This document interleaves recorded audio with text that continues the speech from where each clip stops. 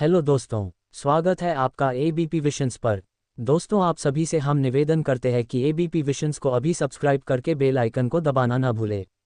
हमें आपके आशीर्वाद और साथ की बहुत ज़रूरत है।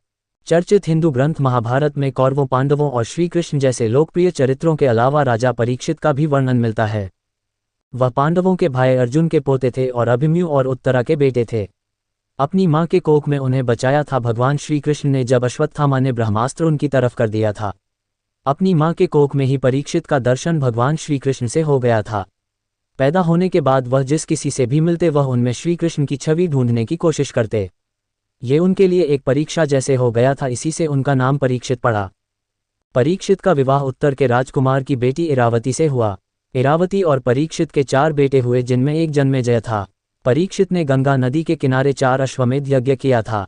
उनके गुरु कृपाचार्य थे। जब पांडव महाभारत के बाद स्वर्ग की ओर प्रस्थान कर गए तब परीक्षित ने उनका कार्यभार और शासन संभाल लिया। एक दिन वह जंगल में सैर करने को गए थे, तभी वे थक-हार कर एक ऋषि समिका के आश्रम में चले। दोस्तों, आप सभी के लिए एबीपी विशंस की तरफ से एक खास सूचना। हम एबीपी विशंस की तरफ से ये घोषणा करते हैं कि हम एबीपी विशंस के कमाई का 50% अनाथ आश्रम, वृद्ध आश्रम और भारत के बेटियों के उज्जवल भविष्य के लिए डोनेट करेंगे, जिसके लिए हमें आपके सपोर्ट की सख्त से सख्त जरूरत है। दोस्तों, चैनल को सब्सक्राइब और वीडियो को लाइक करके बेल आइकन को दबाना मत भूलें। वे बहुत प्यासे भी थे। उन्होंने देखा ऋषि घोर तपस्या में लीन थे। उन्होंने उनके सामने कई बार प्रणाम किया, लेकिन ऋषि पर उनका कोई असर नहीं पड़ा। इस पर नाराज होकर परीक्षित ने एक मरा हुआ सांप लाकर ऋषि के गले के चारों तरफ डाल दिया। इसके बाद जब ऋषि की तपस्या भंग हुई तो उन्होंने क्रोध में आकर परीक्षित को श्राप दे दिया कि आज से 7वें दिन तुम्हारी सांप के काटने से मृत्यु हो जाएगी। इस श्राप के मिलने के बाद परीक्षित ने राजकाज त्याग कर बेटे जन्मेजय को सौंप दिया और अगले 7 दिन के लिए वेद व्यास के बेटे सुखदेव के शरण में चले गए, जहां उनसे उन्होंने प्रवचन वाणी सुनी। इसी को बाद में तैयार करके भगवत पुराण बनाया गया। शिक्षा ग्रहण करने के बाद परीक्षित ने सुखदेव से कहा कि अब उन्हें सांपों के काटने का कोई डर नहीं है। उन्होंने आत्मा और ब्रह्मा की प्रकृति को जान लिया है। जब सुखदेव चले गए तो परीक्षित ने बैठकर ध्यान लगाना शुरू कर दिया। इसी दौरान उस काल के प्रचलित नागवंश तक्षक का एक नाग ब्राह्मण की वेशभूषा में उनके नजदीक आया।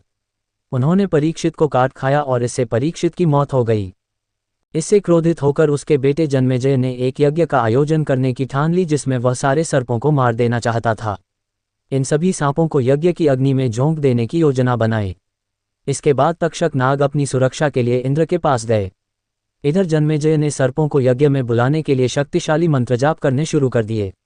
अंत में सर्पों की तरफ बृहस्पति भगवान को नीचे जन्मेजय के पास आना पड़ा और इस यज्ञ को रोकना पड़ा। आपको बता दें कि जन्मेजय को कलयुग का पहला राजा माना जाता है। साथ ही ऐसा कहा जाता है कि वेद व्यास के शिष्य वैशंपायन के द्वारा जन्मेजय को सबसे पहले महाभारत की कथा सुनाई गई थी। वीडियो पसंद आया है तो वीडियो को लाइक करें। यूट्यूब चैनल एबीपी विशंस को सब्सक्राइब करके बेल आइकन को दबाना बिल्कुल भी मत भूलें। धन्यवाद।